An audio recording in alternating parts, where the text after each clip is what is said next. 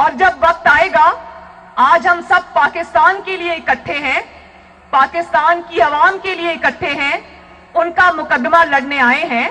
جب وقت آئے گا تو ہم انتخابی میدان میں جب اتریں گے تو ہم ایک دوسرے کے حریف بھی ہوں گے، لیکن ہم ایک دوسرے کے دشمن نہیں ہوں گے، ہم ایک دوسرے کی تضحیک نہیں کریں گے. کیوں بلاول؟ آپ کی والدہ نے آپ کو یہی سکھایا. آپ کی والدہ شہید ہونے سے پہلے میرے والد کے اتنے قریب آ گئی تھیں، وہ بہن بھائی کا ایسا رشتہ بن گیا تھا جو آج میں اور بلاول نبھا رہے ہیں.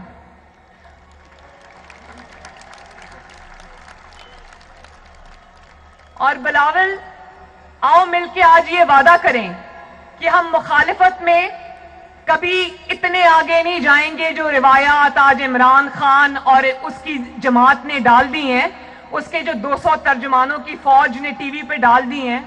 آپ وعدہ کرو کہ ہم انتخابی میدان میں لڑیں گے لیکن آپس میں نہیں لڑیں گے انشاءاللہ تعالی، عزت کریں گے ایک دوسرے کی. اور ایک تقریر سے، نواز شریف کی ایک گجرانوالہ کی تقریر سے، اے پی سی کی تقریر سے تم اتنا آپے سے باہر ہو گئے. وہ والی تقریر کراچی کے بھائیوں اور بہنوں یاد رکھنا، یہ وہ والی تقریر تھی جس کے نشر کرنے پر پابندی تھی. نواز شریف کی آواز ٹی وی پر نشر کرنے پر پابندی تھی. آپ کو پتہ ہے جب گجرانوالہ کے اشتہار ٹی وی پہ چل رہے تھے تو ہمارے کسی کارکن نے ان اشتہاروں کو چلایا، اس کو یہ پیغام دیا گیا کہ اس میں سے نواز شریف کی جو چہرہ ہے اس کو نکال دیں، پھر ہم آپ کا اشتہار چلا دیں گے. اتنا خوف ہے ان کے دل میں. اگر ہمت ہے تو سنا دو عوام کو کہ نواز شریف نے کیا کہا تھا. اگر اتنی اس نے غلط باتیں کی تھیں تو اس کی تقریر پہ پابندی کیوں لگائی؟ اور اگر اتنے بزدل ہو، اتنا گھبرا گئے ہو کہ نواز شریف کی تقریر نہیں سنا سکتے تو پھر اس پر تبصرے کرنا بھی تمہارا حق نہیں ہے. کل تو ٹی وی پر جو پرسوں گجرانوالہ کی تقریر تھی وہ تو ٹی وی پر نہیں چلی. آپ نے کہاں بیٹھ کے سنی؟ کیا چھپ چھپ کے نواز شریف کی تقریر سن رہے تھے؟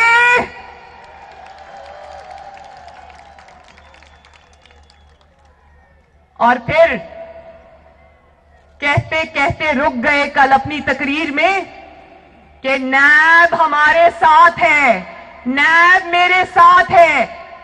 سچ حلق میں اٹک جاتا ہے، جھوٹ بڑی روانی سے بولتے ہو. تو کراچی کے عوام کو یہ بتاؤ جو ان کو نہ پتا ہو، کون نہیں جانتا کہ نیب عمران خان کے حکم پر چلتی ہے؟ کون نہیں جانتا؟ کراچی والوں جانتے ہو نا؟ ہاتھ اٹھا کے ذرا بتاؤ، جانتے ہو نا کہ نیب کس کے اشارے پہ کام کرتی ہے؟ ہم جانتے ہیں، کراچی جانتا ہے، دنیا جانتی ہے کہ نہ صرف نیب تمہارے قبضے میں ہے بلکہ ایف آئی اے اور ایف بی آر اور ایس ای سی پی اور جتنے بھی ادارے ہیں اس سب پر تم نے ایک غاصب کی طرح قبضہ جما کے تم بیٹھے ہو. ارشد ملک جیسے جج تمہارے ساتھ ہیں. ارشد ملک کی ویڈیو دیکھی تھی نا؟ دیکھی تھی میرے کراچی کے بہن بھائیوں؟ لیکن عوام سے تمہارا کوئی واسطہ نہیں. عوام چیخ رہے ہیں، بلک رہے ہیں، تمہارے کان پہ جوں تک نہیں رینگتی.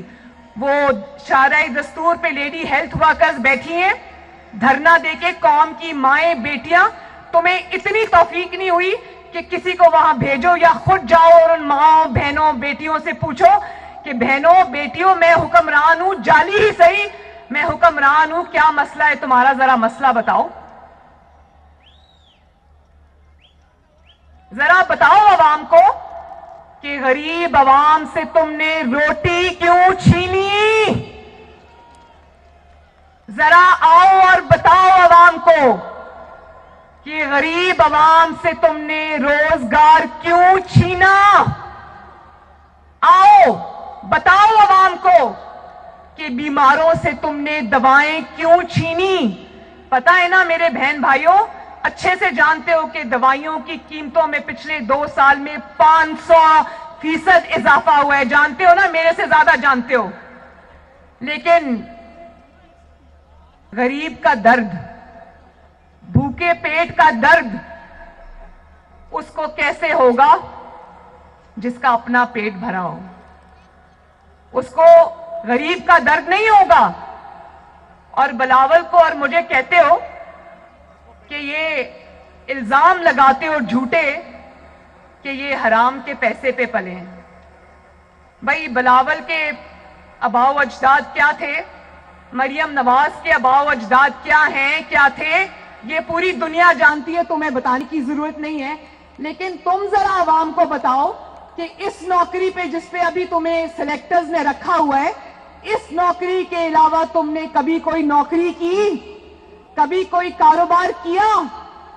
یہ سوال جو اس نے پوچھا، جو الزام لگایا، ایک ایسا شخص جس کا ہاتھ ہمیشہ امیر دوستوں کی جیبوں میں ہو، اس کو کسی پہ الزام لگانے کا کوئی حق نہیں. جس انسان کے کچن کا خرچہ، اس کے کپڑوں کا خرچہ، اس کی گاڑی کا خرچہ، اس کے پیٹرول کا خرچہ، اس کے جہازوں کے سفر کا خرچہ، اس کی ہر چیز کا خرچہ جب اس کے امیر دوست دیتے ہوں اور پتہ نہیں کہاں سے آتا ہے، اس کو دوسرے پہ ایسے الزامات لگانے سے پہلے 100 مرتبہ سوچنا چاہیے. اور ذرا بتاؤ کتنے گھر بنائے؟ 50 لاکھ گھر بنانے کا وعدہ تھا نا کراچی والوں، کس کو ملا وہ گھر؟ ملا؟ بلکہ 50 لاکھ گھر بنانے کا وعدہ تھا تو آج جن پناہ گاہیں جو تم نے کھولی ہیں، شاید وہ ان لوگوں کے لیے کھولی ہیں 2 سال پہلے تمہاری حکومت میں آنے سے پہلے، جن کا شاید پہلے اپنا گھر ہوتا ہوگا. آج وہ پناہ گاہوں میں رہنے پر مجبور ہے، آج وہ پناہ گاہوں کا کھانا کھانے پر مجبور ہیں، کیونکہ تم نے لوگوں سے روزگار چھین لیا ہے. تم نے لوگوں سے آٹا، چینی، ان کے 2 وقت کا کھانا چھین لیا ہے. لوگوں کے چولہے ٹھنڈے ہو گئے ہیں. اور یہ بھی بتاؤ، 1 کروڑ نوکریوں کا وعدہ تھا نا کراچی کے بہن بھائیوں؟ ایک ہاتھ کھڑا کرے، 1 کروڑ نوکریوں میں سے کتنی نوکریاں ملی ہیں یہاں پر؟ ملی ہے؟ ذرا زور سے بتاؤ، ملی ہے نوکریاں؟